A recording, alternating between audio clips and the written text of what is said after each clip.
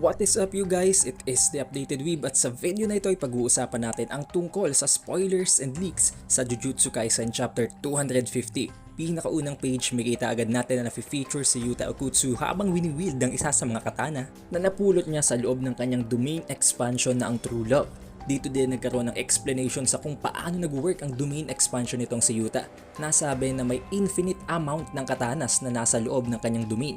However, hindi yun madidistinguish or hindi alam nitong si Yuta Okkotsu kung ano ang definite na curse technique na naka-imbue sa bawat katanang kanyang nakalatag. At malalaman niya lamang kung ano ang curse technique na nasa loob ng bawat katana in the moment na mahawakan niya ito. So meaning hindi ganun kadali gamitin ang domain expansion nitong si Yuta kahit sabihin nating napaka-overpowered nito, kailangan nito ng skills at napakabilis na decision making. And then right away, nagsimula na ang Jump Kaisen. Ginamit na ni Yuta ang skill na nakuha niya mula kay Dhruv or ang curse technique ni Dhruv na kung saan ay nagsasamon siya ng mga Shikigami na may muka nitong si Rika.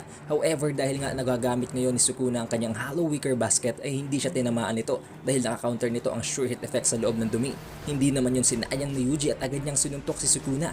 However, na-block na naman yun ni Sukuna pero dahil nga sa bagong ability ni Yuji na ang Soul Punch ay nagawa niyang ma-shake ang soul na naman itong si Sukuna kahit na nasasalag pa nito ang kanyang mga atake. Si Rika naman hindi nagpahuli at tinangka niyang suntukin si Sukuna from above. Subalit na iwasan niya ni Sukuna gamit ang kanyang napakabilis na reflexes. Hindi talaga tinitigil ng tatlong ito ang Jump Kaisen habang si Yuta naman ay ginagamit ang space bending curse technique ni Uro Takako at iniisip na buti na lamang daw ay nakatapat muna ni Sukuna si Gojo. Dahil alam naman natin kung gaano katinding damage ang in-intake ni Sukuna nang dahil sa kanilang laban na dahilan kung bakit hindi pa ngayon nakakabalik ang output ng King of Curses. Dito din nasabi nitong si Yuta na ang output or ang cursed energy na meron ngayon si Sukuna ay halos kapantay na lang niya. Dahil kung iisipin natin bago mangyari ang laban, merong 3 times ng cursed energy reserves nitong si Yuta ang meron si Sukuna. However, at this moment, pantay na lamang sila. Nasabi din na hindi magagamit ni Sukuna ang kanyang Dimension Slash or ang Slash that cuts the world dahil nga gamit niya ang kanyang dalawang kamay sa pagkikreate ng Hollow Wicker Basket. Meaning meron din talagang malaking kondisyon para ma-launch or ma-deploy ni Sukuna ang kanyang pinaka-OPing technique. Kita naman natin sa panel na ito na hawak ni Rika si Yuji ng parabang isang sibat na inayuna naman ni Yuji sa pagpoposisyon ng kanyang katawan in a movement or in a position na parabang hindi niya kinokontra ang aerodynamics para mas mabilis pa rin siyang tumalsik at hindi makasagabal sa kanyang speed ang air resistance. Habang si Yuta naman ay hindi din sinasayang ang sandali at habang tumatalsik si Yuji ay nagtatangka ding umatake kay Sukuna.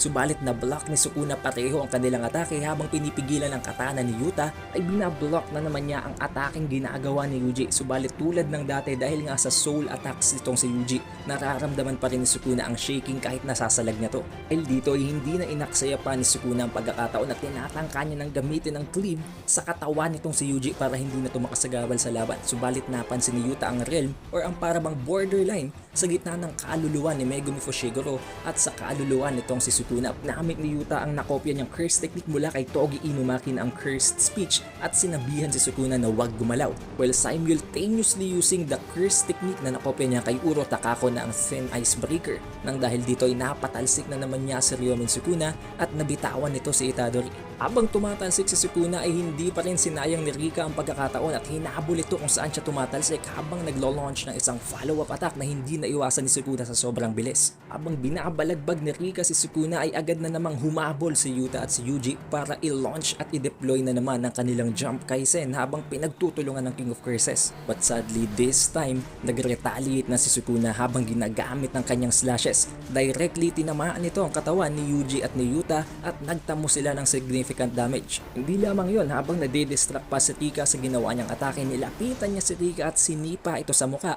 habang hinahawakan nito at dinedeployan din ng cleave. Nabanggit ni Sukuna na kailangan niyang mapatay ang mga ito sa pamamagitan ng paghawak dito at ang pag-launch ng cleave with direct contact. Hindi dahil sa mahina na at mababa na ang kanyang output ng dahil sa laban nila ni Gojo Satoru, kung hindi dahil sa mas tumas daw talagang defenses ng Jujutsu Tech nang dahil sa ginawa nilang training. Also another thing, napansin din niya na napakataas daw ng level ng paggamit ni Yuta ng kanyang domain expansion dahil ang sure hit effect ng kanyang barrier technique ay nakafocus lamang kay Sukuna at hindi tinatabla nitong iilan pang tao sa loob tulad ni Rika at ni Yuta. Dahil sa overwhelming na development and growth ng dalawang ito ay napilitan si Sukuna na tanungin ang dalawa kung ano ang ginawa nila, na sinagot ni Yuji na ibinuhos nila ang lahat ng kanilang effort at perseverance, at si Yuta naman ay sinabing we cheated, na para bang sinabi niyang nandaya lamang sila. Hindi nila sinayang ang pagkakataon at nag-commence na naman sila sa round 3 ng Jump Kaisen habang pinagtutulungan ng King of Curses. Hindi sila nag-aaksaya ng kahit na konting pagkakataon dahil ayaw nilang sayangin ang naging sakripisyo ni Gojo. Iniisip nila kung sakaling hindi nito nakalaban muna si Gojo at kung hindi nakapag-deal ng significant damage ang Honored One sa King of Curses ay siguradong mawa-one-tap sila nito at mas speed blitz. Dahil kung ang Sukuna nga na ito na nerfed na wala sa pinaka-prime ng output niya ay hirap na silang labanan, paano pa man lamang kung nasa original strength ito. Ang sunod naman na nagamit na curse technique nitong si Yuta ay ang curse technique ni Charles. Nakita niya ang future na kung saan ay tatamaan siya ng isang atake ni Sukuna, kaya inunahan at kinounter niya ito sa pamamagitan ng pagsuntok sa mukha niya. Hindi tinitigil ng dalawang ito, ni Yuta at ni Yuji, ang kanilang combination of attacks at ang kanilang barrage of damage na dinidil kay Sukuna. Habang si Sukuna naman ay walang humpay na tinatamo ang atake ng dalawa, nag-iisip na siya kung ano ang pwedeng gawin nitong si Yuta. Binibilang niya na ang bawat curse technique na ginagamit nito para makapag-prepare na siya sa magiging opening ni Yuta. Kabilang siya ng 5 curse technique na pwedeng gamitin ni Yuta.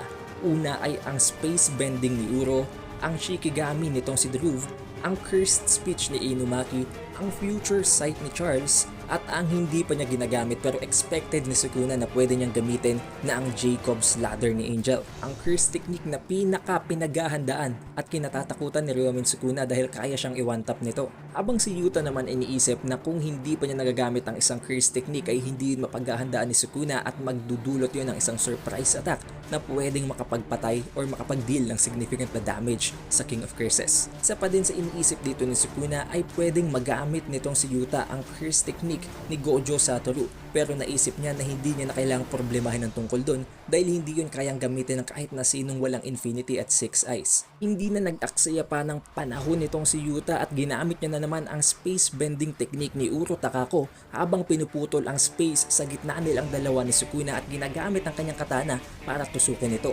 Subalit napigilan siya ni Sukuna sa pamamagitan na naman ng ginawa niyang pagpigil dito tulad ng nakaraang chapter, pero ito na ang pinaka-inaantay niyong lahat.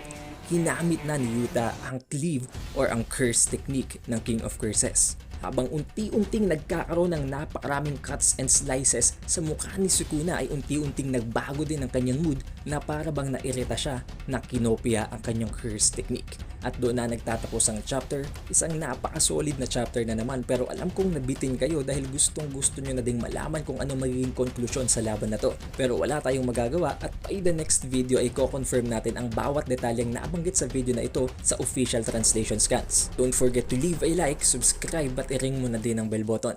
It is the Updated Weeb and I'll see you on the next official scans.